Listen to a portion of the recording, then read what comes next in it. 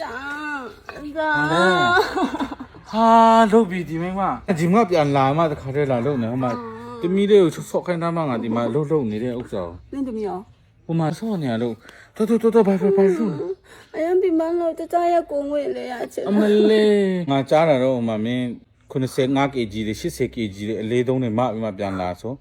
အခုဘာဖြစ်လဲလာတခါတည်းအလုပ်တူလုပ်ရအောင် မလို့ချင်ပါဘူးဒီမှာလုံးတာတော့တော်ပြီ ဟာ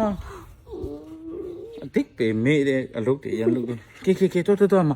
ကျုပ်လည်းပြုတ်ထားတယ်ကျုပ်စားပြီးရင်ဒီချိုး မြင်မ ဘယ်မှာလာမလဲဟိုမှာမြင်းမွေးပြီးမှချက်ထားပေးတာရေနွေးလည်းမြင်းမွေးပြီးချက်ထားပေးတာကျုပ်လည်းမြင်းမွေးပြီးပြုတ်ထားပေးတာအဲ့ဒါစားမှရေချိုးမှဖဲပြီးမှအိတ်နေရအောင်လေ ဖက်ပင်အိတ်ချင်ပါ အဲ့လိုပြငါအလုပ်လုပ်တော့မလို့